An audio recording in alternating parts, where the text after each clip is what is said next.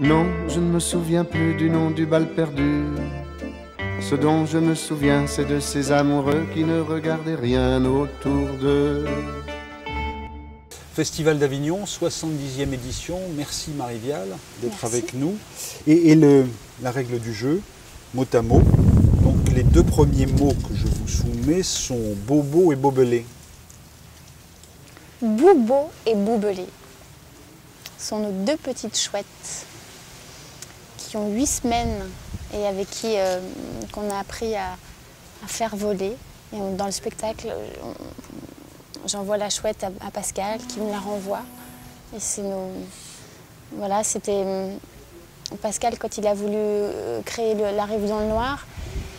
Dès le départ, il y avait les oiseaux en fait. Et l'idée c'est qu'on les rencontre et qu'on est tous les quatre, c'est-à-dire la corneille, la chouette, Pascal et moi, on est au même endroit. C'est-à-dire qu'il n'y a pas... l'animalité et l'humanité se mélangent et on n'a pas prise sur eux, ou on ne les domestique pas, ou on ne leur fait pas faire des choses. En fait, ils viennent nous surprendre et nous déranger en fait. Que mange-t-elle?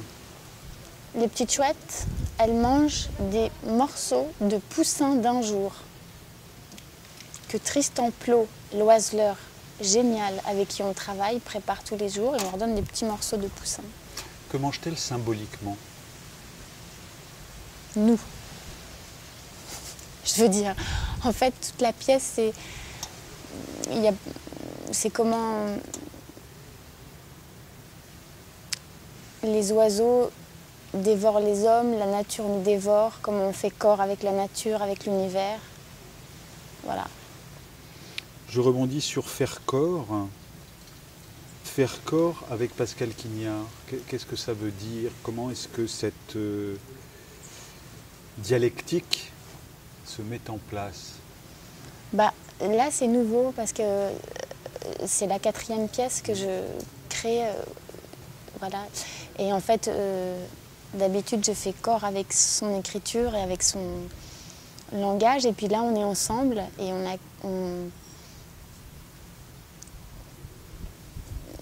c'est un autre, voilà, c'est, comment dire, il y a à la fois ce rapport corporel avec son écriture que moi j'ai, et puis il y a comment on se cherche, comment on se rencontre, comment on se trouve, quelle place on a tous les deux, et qui change et qui n'est jamais la même pendant toute la pièce. Petit garçon. Petit garçon, je dis à Pascal, je dis, tu fais mon petit garçon? Il me dit oui. Je dis, je suis ta grand-mère. Là, j'ai le masque de chouette.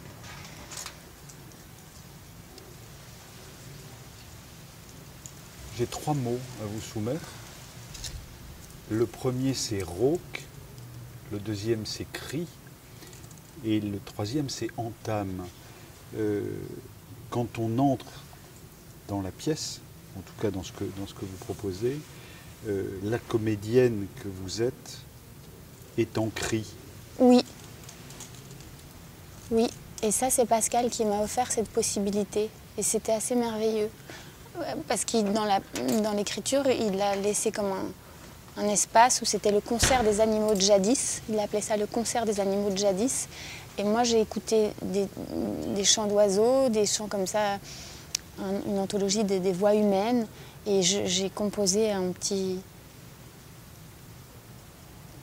assortiment de cris. J'ai travaillé comme ça, beaucoup. Puis après, j'ai demandé à une chanteuse qui s'appelle Dalila Katir, qui est formidable, parce qu'elle m'a poussée, elle m'a encouragée, en fait, parce que je ne sais pas vraiment comment... Enfin, je veux dire, j'ai écouté, puis après, je les ai reproduits, mais sans vraiment trop savoir comment je faisais.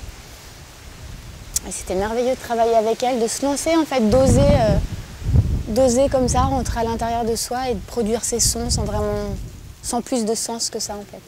Reproduire, identique. Est-ce que vous reproduisez à l'identique ou est-ce que vous improvisez?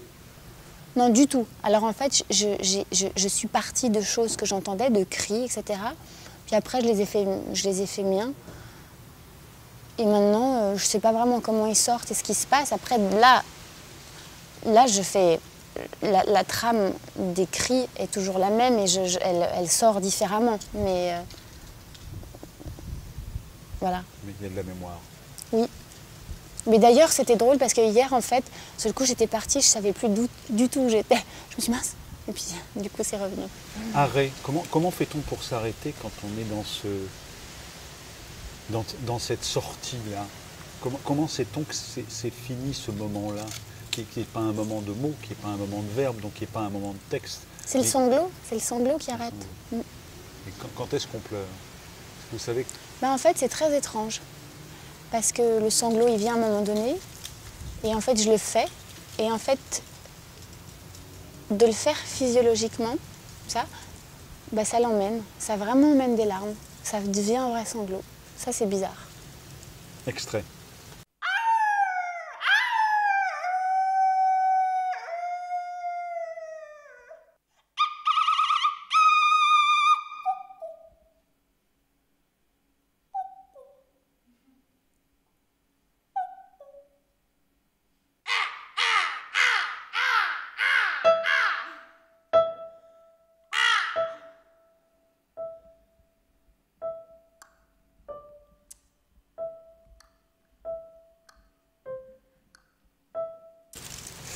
Le mot incarnation, qu'incarnez-vous sur scène? Je sais pas trop. Je sais pas. Alors, retrouver, qu'y aurait-il de l'animal ou de l'oiseau à retrouver? Et je dis dépouiller, c'est-à-dire que quand on voit le travail de Quignard sur le retour à l'enfance, donc le traumatisme d'enfance, quand on se dépouille de la plupart des mots, comme ça, qu'est-ce qu'on a à retrouver? Une animalité ou au contraire une proximité avec l'animal dans la nature? Une animalité et puis une certaine forme de sauvagerie qui libère en fait. C'est assez libérateur, je trouve. En tous les cas, moi par exemple, de faire ces cris, ça me... Après, c'est bizarre, ça permet comme une manière d'être soi de façon un peu plus abrupte. C'est pas mal. Ça... Méchanceté. Oui, c'est la cruauté du conte, du premier conte. Le mot est une expression sur le bout de la langue. Oui, sur le bout de la langue. Alors évidemment, premier spectacle que vous avez fait avec Pascal Quignard, mais qu'est-ce que vous avez sur le bout de la langue au fur et à mesure de ces spectacles? Qu'est-ce qui est sur le bout de la langue? Je crois que dans tous les spectacles que j'ai créés à partir du texte de Pascal Quignard, je pense que ce qui me passionne dans son écriture, c'est que c'est comme si la matière première était les mots, son écriture, mais qu'à chaque fois, je cherchais en fait ce qui était en amont ou après, en fait, et c'est cette part indicible de soi, de ses questionnements, de ses douleurs, de tout ça qui est juste avant. Dans Princesse Vieille Reine, le spectacle que je viens juste de faire, c'était pareil en fait. Il y a des contes comme ça, puis au milieu il y avait des trouées avec des moments physiques où il y avait déjà quelques cris. Kimono, crinoline, fourrure, tunique, soie, éventuellement tutu. Ça c'est Princesse Vieille Reine. C'est un texte magnifique où c'est des destins de femmes. C'est 5 histoires comme ça, et ce qui m'a beaucoup appris, c'est que ce sont que des femmes qui vont au bout de leur désir. Que ce soit un désir que ce soit sexuel, ou que ce soit un désir de mourir, ou que ce soit un désir de plonger dans la dépression, mais elle désire à partir d'elle-même et non pas en réponse à un homme. Extrait. Nous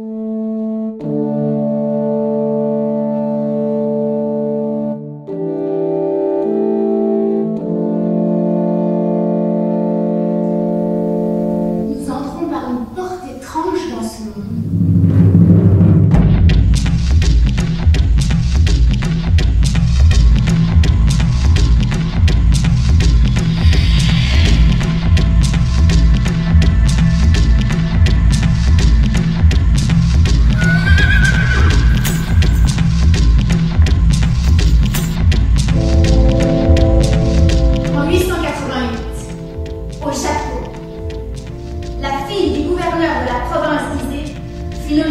femme d'honneur de l'impératrice douairière. Quand elle eut atteint l'âge de 17 ans, elle tomba amoureuse du prince Nakalira.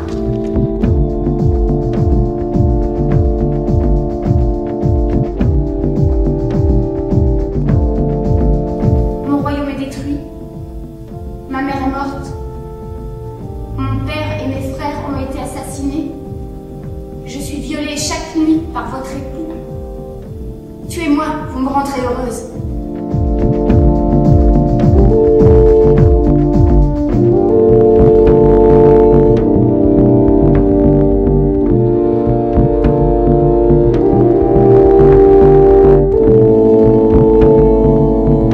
J'aime bien ce mot que vous employez, amour.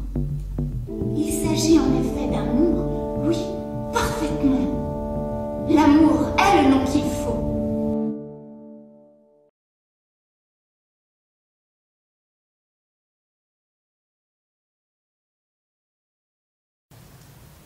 On sort de cet extrait et je vous dirais destin de femme, ou destin de la féminité. Comment est-ce que vous l'incarnez? Comment est-ce que vous la vivez? Peut-être de manière plus quotidienne. Eh bien, je dirais qu'il y a beaucoup de choses à inventer. En fait, je crois que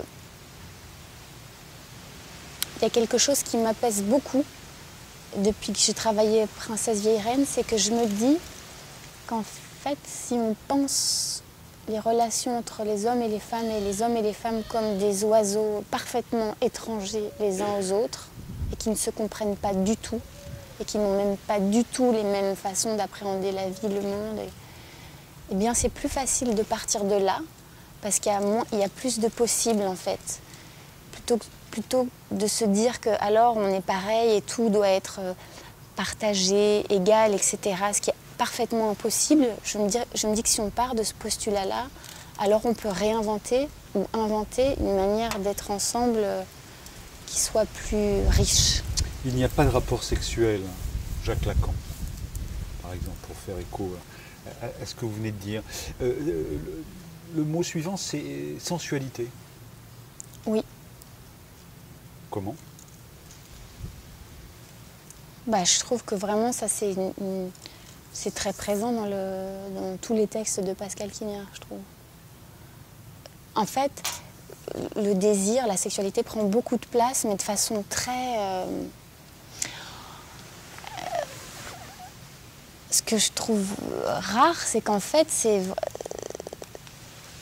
que ça s'approche du plaisir, c'est-à-dire que c'est une sexualité pleine et, comment dire,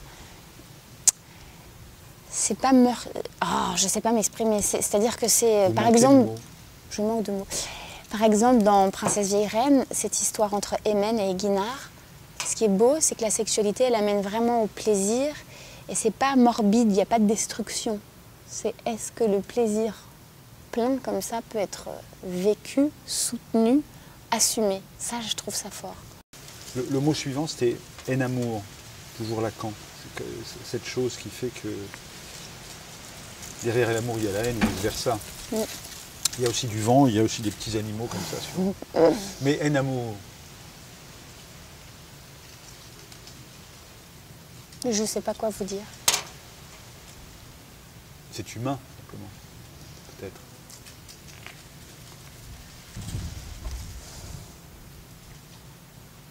Oui, et...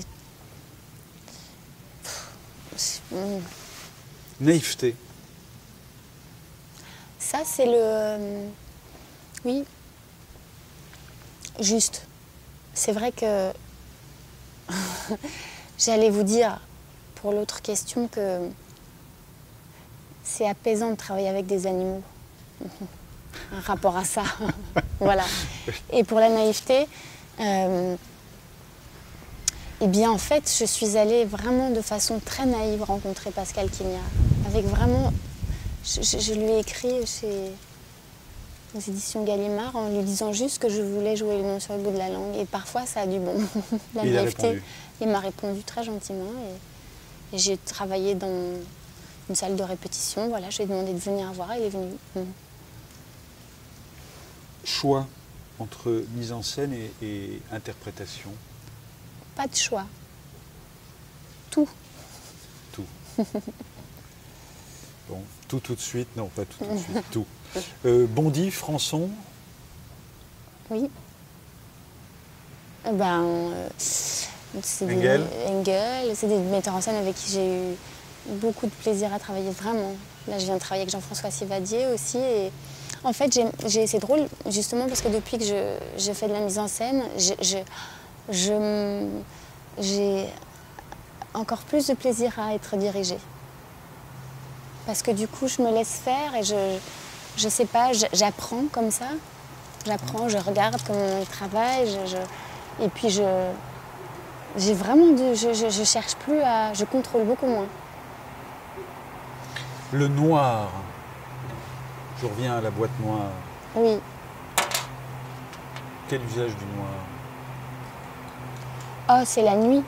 C'est vraiment pour là, la pièce qu'on fait, c'est vraiment des fragments de rêve qui se décrochent comme ça, des apparitions, Et donc c'est pour pouvoir être dans cette membrane qui nous protège et dans laquelle on peut rêver en fait. Et qui permet de manger même si on n'est plus mis dans la pièce. Voilà. Et puis c'est l'espace qu'a inventé Chantal Delacôte comme ça, où on peut apparaître, sortir. On est à la fois protégé, en même temps c'est anguleux, donc ça... J'aurais pu dire la ténèbre, qui renvoie. Il y a un mot qui revient dans les entretiens que vous avez donnés et dans les présentations du spectacle, c'est chamanisme. Oui.